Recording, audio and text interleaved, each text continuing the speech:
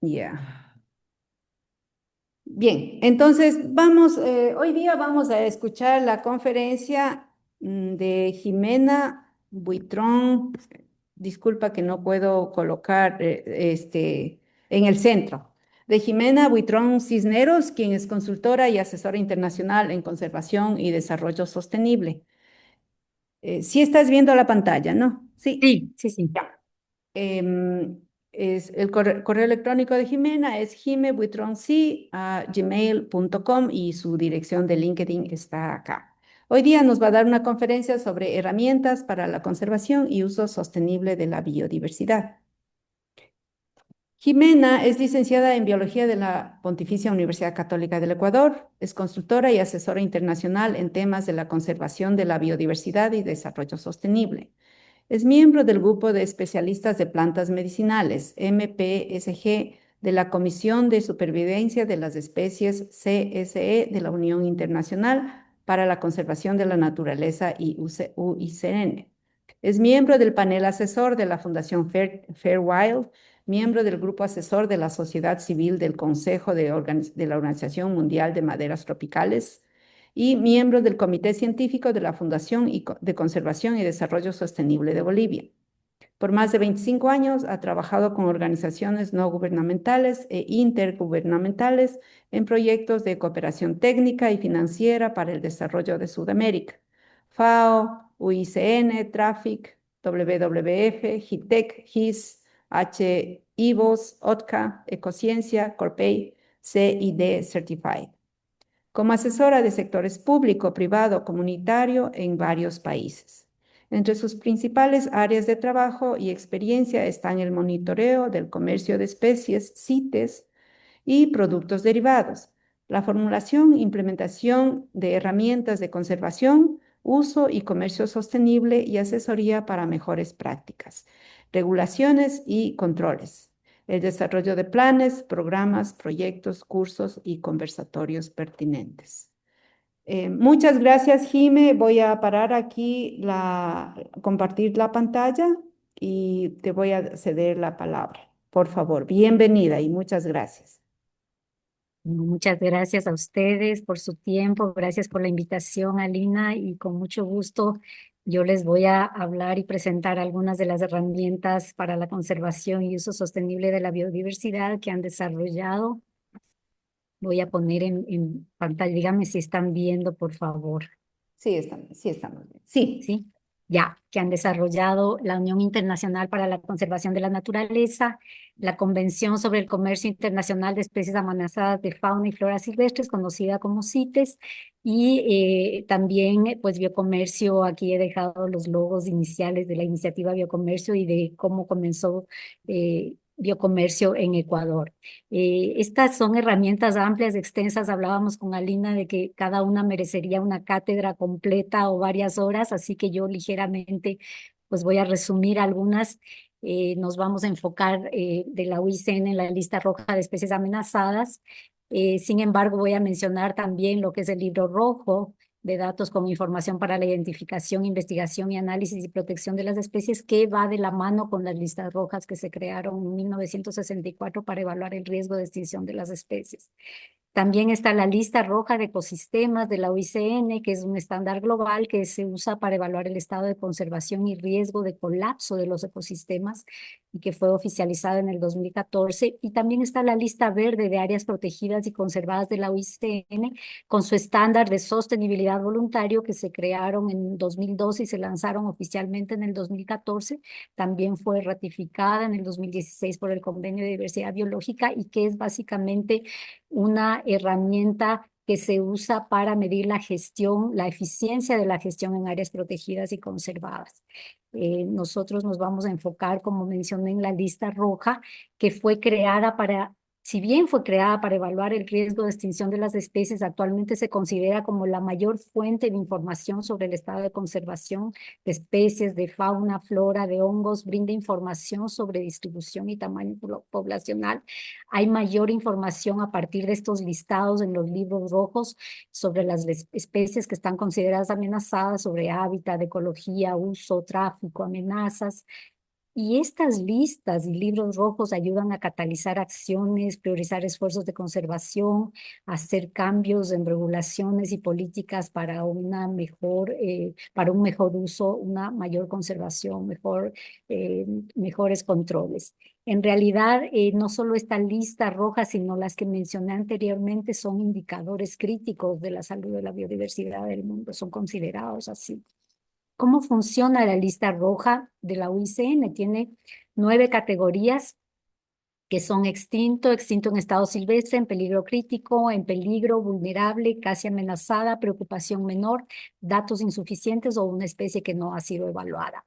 Y se basa en ciertos criterios que tienen que ver principalmente con tamaño de la población, la tasa de disminución o reducción de la población, el área de distribución geográfica y el grado de fragmentación de la población y la distribución, principalmente para categorizarlas. Aquí he colocado las direcciones electrónicas donde ustedes eh, pueden navegar realmente a través de estas herramientas que son guías, digamos, hay guías completas, procesos completos que ustedes pueden encontrar para seguir paso a paso. También están las directrices para el uso de estas categorías y criterios de la lista roja que se van actualizando regularmente. La versión más actualizada es la versión 16, que fue el año 2024, así que ustedes pueden navegar a profundidad. También están estos umbrales cuantitativos, que son criterios numéricos que se utilizan para determinar si las especies se encuentran calificadas dentro de las categorías de amenaza, en peligro crítico, en peligro o vulnerable, tomando en cuenta la posibilidad de extinción de la especie en la naturaleza y estos criterios que habíamos mencionado. Em, Estos también, como mencionamos anteriormente, estas categorías que se consideran amenazado se acercan más, como ustedes pueden ver en la flecha, hacia el riesgo de extinción en estado silvestre. Y también están las categorías de evaluación de casi amenazado, de preocupación menor, y también aquellas que tienen pues datos insuficientes o especies que no han sido evaluadas. El último análisis que se realizó de lista roja fue en el 2025 y revela que 47.187 especies estarían amenazadas de extinción, de un total de 169.420 especies evaluadas, es decir, más o menos un 27%. Y aquí están los ejemplos, digamos, no los ejemplos, sino los porcentajes de las especies y de los grupos que están dentro de estos números y de estas categorías. Entre los puntos claves de este nuevo análisis también se destacan algunas características, algunos factores como el impacto de las actividades humanas en relación a la pérdida de hábitat, del comercio ilegal, el cambio climático en la amenaza de las diversas especies que se evaluaron o se reevaluaron. Y también especies amenazadas en áreas específicas, por ejemplo, los cactus en Chile, y también dan ejemplos de otras, ¿no? Ahí también tienen la lista. Pues esto va de la mano, como les mencioné, con los libros rojos. Ustedes pueden ver ahí los libros rojos que han sido preparados en el Ecuador a lo largo de los años y reevaluados. Estos listados fueron creados principalmente para identificar y proteger estas especies listadas, ¿no? Y proporcionan información más completa para una investigación y análisis. Y son cruciales no solamente para ayudar a identificar esas especies que necesitan mayores esfuerzos específicos de recuperación, sino también para concertar y concentrar agendas de conservación. Son muy útiles al identificar los sitios y hábitats claves que necesitan ser protegidos. Y ahí irían de la mano con las otras herramientas que se mencionaron, como la de lista de ecosistemas amenazados, las listas verdes de áreas protegidas. Van de la mano definitivamente para llegar a establecer acciones claves de conservación y de mejor uso. Ayudan a guiar e informar entonces de prioridades futuras de conservación, pero también de dónde se colocan las fuentes de financiamiento, los proyectos, las iniciativas. Continuamos con CITES. CITES en per se es una herramienta de conservación. Esta Convención sobre el Comercio Internacional de Especies Amenazadas de Fauna y Flora Silvestres Se creó con el objetivo primordial de impedir que el comercio internacional sea una amenaza para la supervivencia de las especies. Se firmó en 1973. En realidad se originó desde 1964 a través de una resolución de un congreso de la UICN y fue afinándose, digamos, desarrollándose hasta entrar en vigencia en 1975, año en que el Ecuador también lo ratifica, y hoy son 187 países partes y 37.000 especies protegidas de fauna y flora, que, bueno, especies que tienen algún sistema o característica específica de protección en el comercio internacional, que es el principal factor que las amenaza para estar metidas en esta convención, ¿no? Entonces, esta convención regula el comercio internacional de estas especies que tiene que ver con exportaciones, importaciones, reexportaciones e introducción procedente del mar. La introducción procedente del mar se refiere a especies o especímenes que son capturados en alta mar, fuera de las jurisdicciones nacionales y que requieren también permisos especiales y la coordinación entre los países importadores y exportadores. ¿Cómo funciona la convención CITES? ¿Cómo se aplica? Esta convención tiene su conferencia de las partes, se reúnen los países cada 2 años aproximadamente para emitir las propuestas de listados de estas especies o géneros o familias dentro de uno de estos 3 apéndices, o para reevaluar el estado si es que amerita una traspaso a otro apéndice de mayor protección o de menor protección porque se ha logrado recuperar poblaciones. Entonces, estas especies para regular su comercio son listadas en estos apéndices según el grado de amenaza que tengan debido al comercio internacional. En el apéndice 1 van a incluirse las especies que están en peligro de extinción y cuyo comercio solamente es autorizado en circunstancias excepcionales, digamos, para fines de investigación científica. No tienen fines comerciales. En el apéndice 2 se incluyen especies que no necesariamente están en peligro de extinción, pero podrían estarlo si su comercio no es regulado eficientemente, y este comercio debe ser controlado a fin de evitar el uso incompatible de estas especies con su sobrevivencia. Y en el apéndice 3 se incluyen especies que están amenazadas dentro de la jurisdicción de un país. Y así este país, al establecer medidas más concretas de protección, también solicita el apoyo de otros países miembros de las CITES para controlar el comercio internacional. ¿Cómo se hace esto? En cada país funciona de la siguiente manera. Existen las autoridades administrativas de las CITES que por lo general están en los ministerios, viceministerios o instituciones delegadas que tienen que ver con medio ambiente y con el manejo de estas convenciones. Están las autoridades científicas del CITES, que son instituciones o centros de investigación científica, universidades, museos, herbarios, ONGs, que tienen especialidad en esas especies que están listadas o en todas ellas, o en los apéndices en el manejo de las CITES, y están todas estas autoridades registradas en la base de datos de las CITES. Y las autoridades de observancia, que son las encargadas de hacer cumplir la convención, y son policía, fuerzas armadas, aduanas, agencias sanitarias y el poder judicial, fiscales. Entonces, el apéndice 1 requiere un comercio únicamente para fines comerciales, fines científicos sin fines comerciales. El apéndice 2 requiere, además del apéndice 1, también legalidad. Todos requieren legalidad, pero en el apéndice 2 hay herramientas que se aplican exclusivamente para asegurar la sostenibilidad, y es un comercio internacional que está permitido, pero es controlado.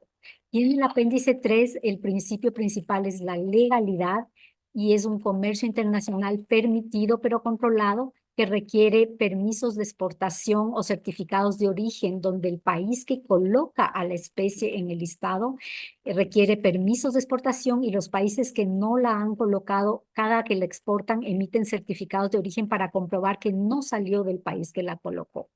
En el apéndice 1 se requieren permisos de importación CITES y permisos de exportación CITES específicos. Estos permisos tienen el sello de la Convención CITES y códigos que no pueden ser, digamos, alterados. O se requiere también certificado de reexportación en caso de que haya un país que la quiera reexportar al espécimen o a la especie. Y el apéndice 2 requiere un permiso de importación o de exportación, un certificado de reexportación, CITES, o en el caso de ser reexportación, y un dictamen de extracción no perjudicial para asegurar que la colecta, recolección o captura de esta especie, del espécimen, no es incompatible con su supervivencia en la naturaleza. Esas son realmente entre las principales herramientas que tiene la Convención CITES, sobre todo para especies del apéndice 2 que no tienen prohibido el comercio, pero que sí tienen una regulación para evitar su extinción.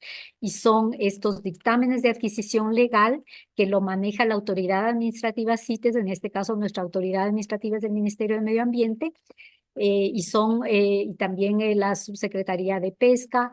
Tienen un manual específico que se han creado para elaborar estos dictámenes, y el dictamen de extracción no perjudicial es requerido para la autoridad científica CITES asesorar a la autoridad administrativa si debe ser viable o no viable esa exportación, dependiendo de la información de su estado de conservación, de su situación en campo, ¿no?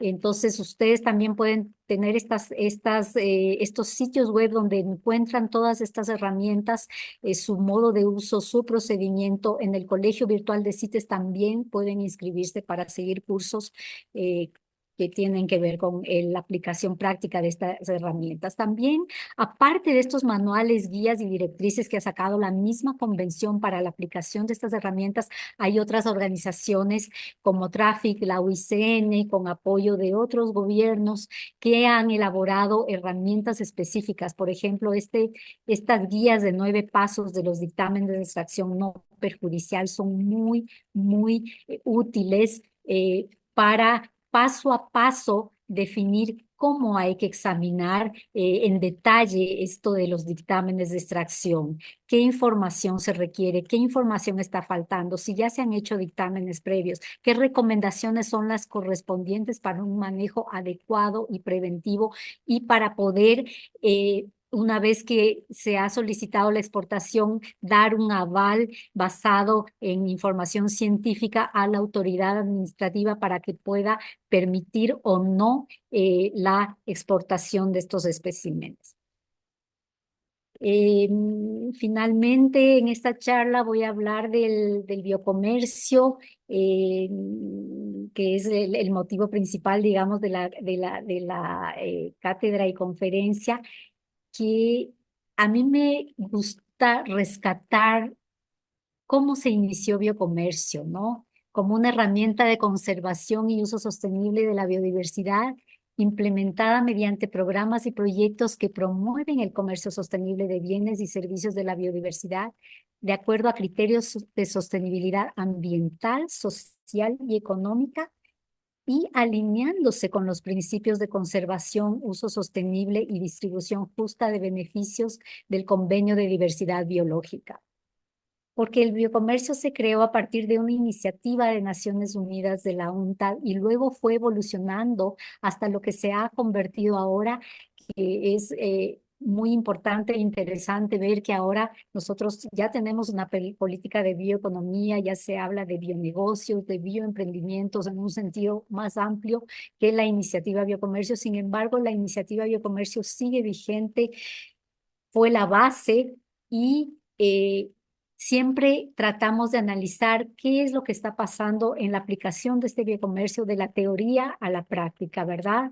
Asumiendo como biocomercio que los productos y servicios derivados de la biodiversidad y que son producidos, porque se creó así bajo estándares, principios y criterios de biocomercio que potencializan el desarrollo económico y social del país, producidos bajo estos estándares, incentivarían la conservación de los recursos y su uso sostenible en grados diferentes, ¿verdad?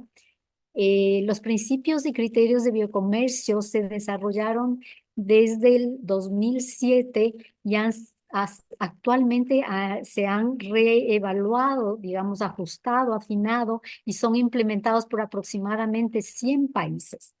Estos 7 principios se implementan a través de los enfoques de cadena de valor, de gestión adaptativa, de enfoque ecosistémico, de medios de vida sostenibles que se constituyen también en nuevas herramientas para la conservación y uso sostenible de la biodiversidad.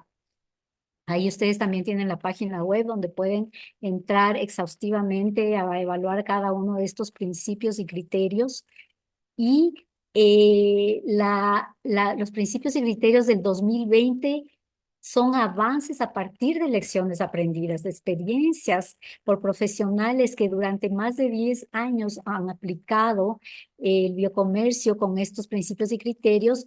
Y estos nuevos avances incluyen disposiciones para cuestiones emergentes como el tema climático, la emergencia climática. También ampliaron su cobertura para incluir sectores adicionales como biodiversidad marina, turismo sostenible ya había, pero ahora con más fuerza, y se alinearon también con otros acuerdos internacionales recientes y objetivos de sostenibilidad como los de desarrollo sostenible y el Acuerdo de París sobre cambio climático.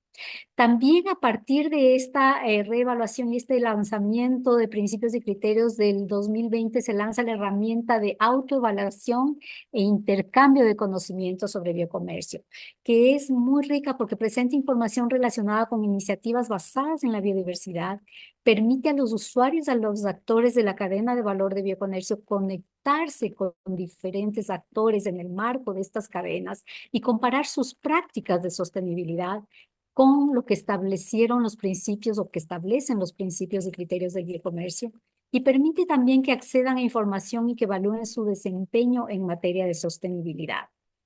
Porque cuando iniciamos con esto, nosotros en varios cursos dijimos, ok, fortalecer el biocomercio es aumentar el uso sostenible de la biodiversidad a través de incentivar la investigación, la organización de cadenas de valor, apoyar generación de condiciones de competitividad, implantación de estrategias específicas de inserción a mercados, generar información y herramientas para apoyar esto a través de capacitación, asistencia, transferencia tecnológica, a través de coordinación con diferentes sectores, a través del desarrollo de políticas adecuadas, de instrumentos económicos y a través de información y aplicación de estos conocimientos científicos y tradicionales, del intercambio de estos conocimientos y de experiencias.